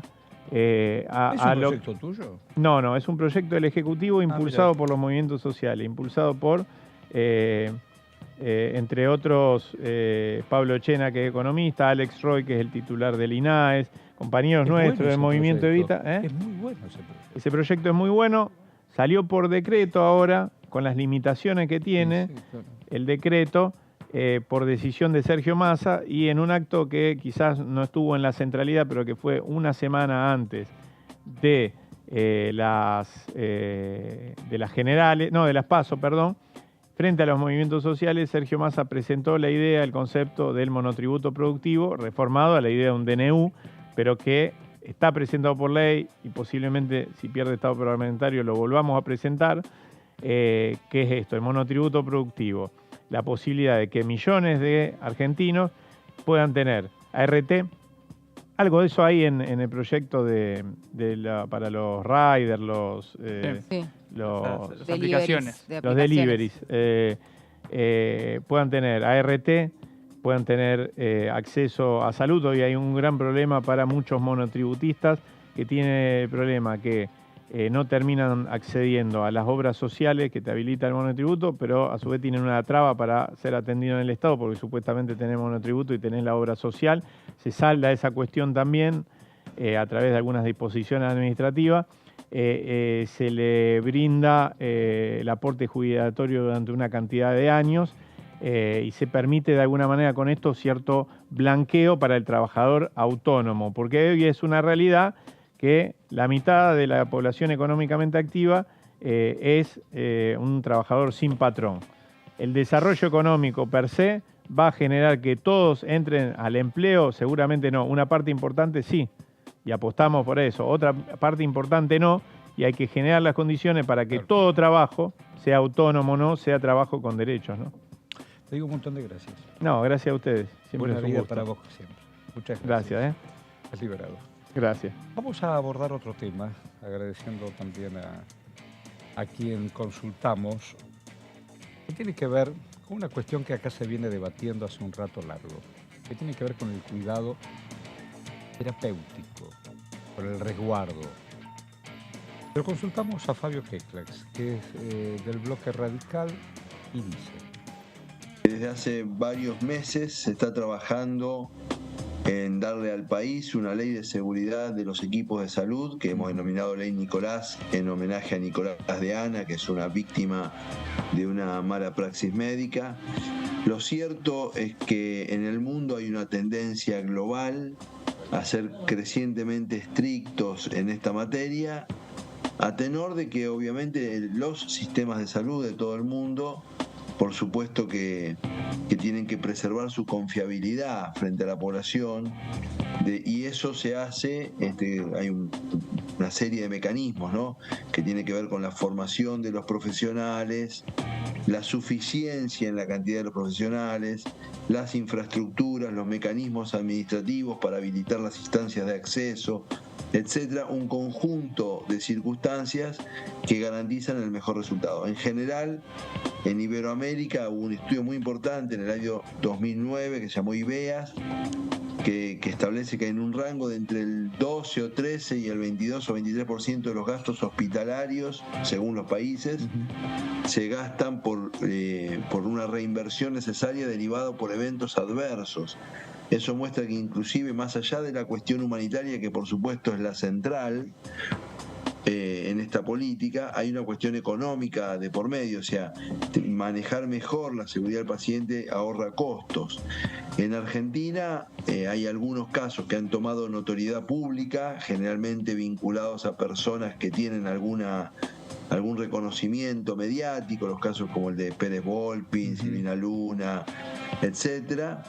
Pero cotidianamente uno siempre piensa en esto en términos fatales de una muerte, con hechos menores, que no tan traumáticos, por supuesto que los existen y hay expedientes judiciales, etcétera, pero en situaciones menores hay un montón de circunstancias. Un montón de ellas resolubles. Un montón de ellas que entrañan una dificultad mayor, ¿no? Esta ley que proponemos es un paso de muchos que ya el sistema sanitario argentino ha dado, quiero aclarar, porque no es que el sistema sanitario argentino no hace nada, el sistema sanitario argentino viene haciendo muchas cosas, los profesionales certifican y recertifican, se ha incrementado en el caso argentino con sus subas y bajas la cantidad de conocimiento de la situación sanitaria del país, etcétera. Es un paso de otros que deberemos dar más adelante con esta finalidad noble y que creo que atraviesa todo el sistema institucional de sostener para nuestro sistema de salud la confiabilidad necesaria que necesita, sabiendo, con esto termino, que lo hacemos en un momento de mucha fragilidad porque la pandemia ha puesto bajo estrés el sistema y estamos en una situación pospandémica que significa una fragilidad de tipo financiera de parte de muchas instituciones y una fragilidad de tipo humana, con muchos profesionales altamente desgastados por situaciones que han tenido que pasar y porque están sobreexigidos en un sistema que está viviendo una situación muy particular en la Argentina y en otros países.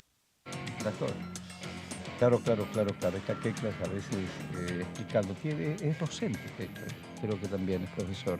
No tenía ese dato. Sí. Bueno, contanos a propósito a partir de lo que dice este hombre. Sí, exactamente. Vamos a hablar de la Ley de Seguridad del Paciente, que es una ley que coloquialmente se la llama como Ley Nicolás, por el caso de Nicolás de Ana, un joven de 24 años que falleció a partir de un mal diagnóstico. Entonces, bueno, le recomendaron que vuelva a la casa. Bueno, terminó falleciendo, tenía una enfermedad mucho más grave. Acá lo que vemos en esta primer placa es que la Ley Nicolás sobre seguridad del paciente está para ser tratada en el recinto. Tuvo dictamen este año, ¿sí?, en junio de este año, por la Comisión de Legislación General de la Cámara de Diputados y anteriormente por la Comisión de Acción Social y Salud Pública. Es decir, Legislación General es la que preside Lucas Godoy y Acción Social y Salud Pública es la que está encabezada por Mónica Fein, un diputado del Frente de Todos, la diputada santafesina, que ayer, me viene la charla que teníamos recién con Antonioni, ayer salió también a marcar en redes sociales su posición respecto del balotaje. Obviamente, además, es la presidenta del Partido Socialista. Pero bueno, yendo a lo que tiene que ver con estrictamente este proyecto, quedó listo para ser tratado en junio, como estaba mencionando recién. fue, creo que la semana pasada lo hablamos, ¿no, Coti? Vos lo habías repasado. Sí. Era uno de los proyectos que se especulaba que podía ir a una sesión para el miércoles pasado, que finalmente no terminó sucediendo. Sí hubo una reunión importante el martes, donde la Cámara de Diputados terminó emitiendo un comunicado pidiéndole al Poder Ejecutivo Nacional que arbitre todos los medios necesarios para lo que tiene que ver con la liberación de secuestrados en Medio Oriente. Entonces eso de alguna manera terminó desactivando la sesión, y en esa sesión se hablaba que podía entrar este proyecto que está impulsado por la oposición y por el oficialismo, porque vamos a ver ahora más adelante que también Mónica Macha tuvo mucho que ver en esta iniciativa, que tiene, o que mejor dicho, se presentó a mediados del 2022, conocida como Ley Nicolás, lo que yo mencionaba recién. Fabio Quetglas de la UCR, en los últimos meses se tradujo un texto consensuado con otras fuerzas. La finalidad es mejorar la atención de los y las pacientes, las condiciones de trabajo de los profesionales de la salud y reducir los eventos médicos inesperados durante la atención. Siguiente placa. Vemos que la propuesta lleva el nombre de Nicolás de Ana, quien falleció en 2017 a los 24 años a partir de una circunstancia sanitaria que se encuentra en la justicia por causa de mala praxis. Su mamá, Gabriela Covelli, encabeza una organización dedicada a evitar este tipo de situaciones. Nicolás tenía una meningitis bacteriana que no fue detectada como tal, y a raíz de varias intervenciones del médico y un tiempo largo, ¿no?, donde Nicolás se sentía mal y fue visitado por el médico, finalmente, como el diagnóstico que se le dio fue errado, terminó falleciendo. Así como está Gabriela, que preside esta organización, que estuvo presente también en la Cámara de Diputados y que compartió la historia, que por supuesto, ¿no?, cuando escuchamos las historias en primera persona, por un lado materializamos, comprendemos, ¿no?, cuál es el dolor y la situación tan difícil por la que pasó esa familia, y que le da origen, ¿no?, a este tipo de iniciativas, con la necesidad que hay para resolver, ¿no?, por lo menos para que no le pase más a nadie, porque ya Nicolás, por supuesto, no va a volver. Y también había otras mamás que habían pasado situaciones similares, con distintos diagnósticos, pero que contaron sus historias en primera persona con el fallecimiento de sus hijos. Sí, la idea es generar un protocolo, digamos, de atención que evite estas situaciones de mala praxis, y un poco, no recuerdo ahora, me falla la memoria, creo que el lunes pasado también lo charlábamos, fue consensuada y fue muy dialogada con las asociaciones de médicos y con distintas entidades de representantes de personal de salud, porque la idea no es culpabilizar a nadie, sino poder justamente establecer protocolos, mecanismos de funcionamiento para que justamente haya una mejor atención.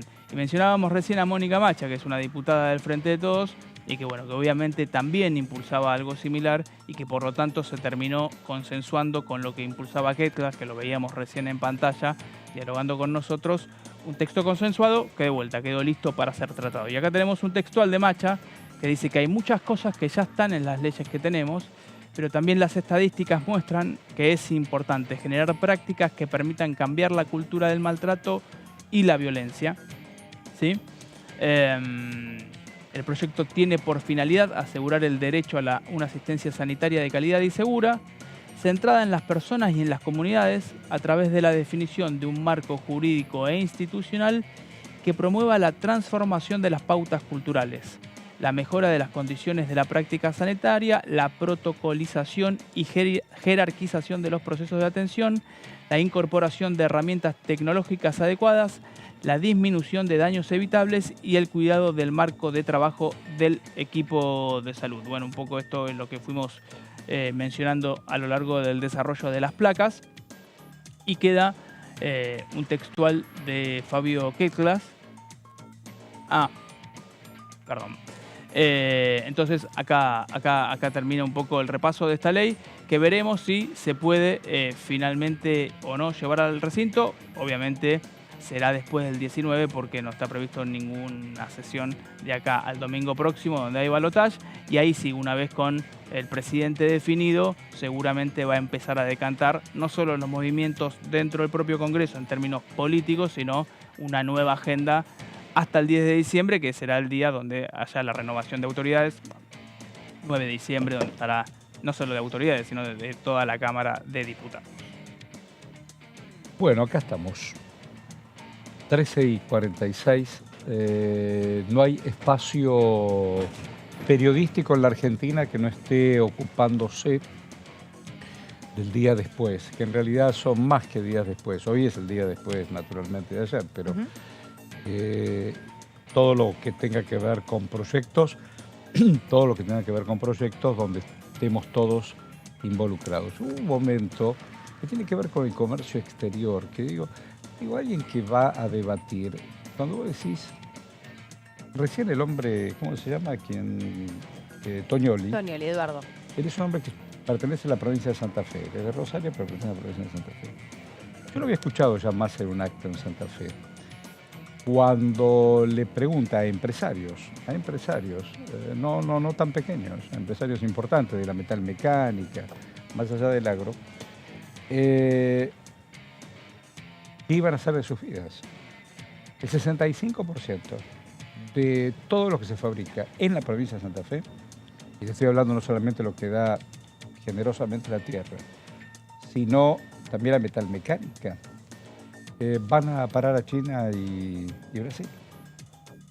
Y hacer más, precisó los millones de trabajadores formales, que se quedarían en la informalidad haciendo lo que pueden. Ya lo vimos eso, naturalmente. Lo vimos en el 2001. Es un tema, esto de caprichosamente decir, bueno, qué sé yo creo que en la práctica hay cosas que no. ¿Qué sé yo? Sería bárbaro que Buenos Aires tenga una playa frente al río. Y no, tengo los negocios de la reta y toda la inmobiliaria, donde tengo que ver desde lejos el río que allá y más lejitos está el querido Uruguay. Porque hay negocios, siempre hay negocios. Recuerdo, bueno, no sé tanto, yo es cierto que tengo un montón de años, pero llegaba el verano, a esta altura del tiempo, y nos íbamos enfrente del aeropuerto, maravillosamente, estaba en las playas de arena, del río, que la disfrutábamos en familia y lo que quieras. Hoy tenés Cemento Beach y te pones ahí para ver qué sé yo. Y veo todavía aquellos que con una caña, amantes de la pesca, van a ver si levantan, aunque sea una... ¿Qué se pescaba en el río? Acá nomás, mojarritas y esas cosas. Algún bagre, pobrecito, destenido y bigotudo, ¿no? En esto que decías del día después, hoy a la mañana Javier Milei dio una entrevista y se refirió al tema de que habían tosido, ¿no?, durante sus intervenciones. Y eso lo distrajo. Que eso lo distrajo, exactamente. Claro, porque vos tenés el escenario. A ver, supongamos que si no lo viste o viste fotos dispersas, imagínate el escenario, ese es el gran aula, la facultad esa es maravillosa, la universidad. Y donde estaban los candidatos frente a ellos, es decir, el escenario, ellos. A la derecha estaban aquellos que acompañaban a Sergio Massa. A la izquierda estaban los que acompañaban a Milei. Del PRO no había nadie. Hubo una pelea interna donde la hermana de Milei, qué sé yo, y Kikuchi, y esto y lo otro. Bueno. ¿Dejaron ir? Entonces, los de la derecha dicen en este reportaje que las toses no les permitieron redondear el concepto final. Claro, bueno, eso lo dijo hoy a la mañana Javier Milei. Y hace un rato Alejandro El Topo Rodríguez, también integrante de esta Cámara. ¿Qué te conté? Claro. Yo estuve con el Topo, lo encontré en el pasillo. Dijo que no. O sea, el Topo, yo lo vi por él. Es más, dijo que era con mucho respeto, que había estado en esa parte, digamos, de indicada, como decías vos recién. Más, yo lo vi a Massa en lo que duró el reportaje, el debate, toser en 2 o 3 oportunidades. Sí. ¿Cuántas veces puedes tomar agua? Además tiene un diálogo, sostiene el discurso, cosa que no lo vimos, no lo digo sin ningún tipo de partidismo, pero no puede sostener el discurso, va, viene. Nosotros estamos entrenados todo el tiempo para escuchar. Acá vino el diputado Tognoli y uno lo escucha, no es que estoy esperando a ver dónde entro. Escuchás una historia, ¿no? Me contó una historia brutal. Yo no sabía su biografía. Hijo de su mamá embarazada de 8 meses, al padre lo llevan a un lugar con otros 14 compañeros y hoy no sabe dónde está. Una historia brutal. Y quien hoy es diputada y candidata a vicepresidenta por Milei, conoce toda esa historia y ampara a los asesinos de esta historia y de tantas otras. Entonces, viste, cuando, yo te lo digo, cuando vimos que cerraba el juicio y los asesinos se iban, la cabeza de los asesinos se iban porque faltaba toda la pirámide, decís, bueno, es un gran paso, pero no aprendimos nada en 40 años, no aprendimos, no quiero colectivizarme, pero digo, la historia como bisagra, no aprendimos nada. Para que alguien grite lo que está gritando, es raro. Bueno, pasó con Trump, pasó con Bolsonaro. Ahí estaba viendo un estudio muy interesante de Brasil. ¿Hace cuánto asumió Lula? 1 de enero de este año, creo, ¿no? Lleva menos de 10 meses, es este año. Ya se intentó Amazonia, pulmón del planeta y de Sudamérica, naturalmente. Bueno, y entonces en ese espacio, que es nada más y nada menos el maravilloso Amazonia, están intentando reforestar. Es un desastre durante Bolsonaro. ¿Viste alguna vez, y no quiero, es un horario de almuerzo y qué sé yo, una radiografía de un pulmón con cáncer? O de alguien que haya fumado tabaco y lo deriva, por supuesto, a un tumor, que son manchas como negras. Cuando vos ves el mapa satelital y te focalizan los espacios que en la gestión Bolsonaro depredaron, y ni hablar de los pueblos originarios del corazón de la Amazonia. Bueno, de Brasil se habló mucho, ¿no? También a raíz del debate de ayer, un poco por el modelo, el tipo de debate que se utilizó, que de todas maneras no se movieron tanto. Massa en el principio y en el final, ¿no? Claro, como en la presentación y en el cierre se movieron y después no se hizo tanto uso. Bueno, hablando de desplazarnos de un momento a otro, agradecemos una vez más la pluralidad de Diputado TV. En la continuidad, chao Pablo. Hasta luego. Chao Coti, que tengas buena tarde. No te vayas, estás en Diputado TV. Gracias.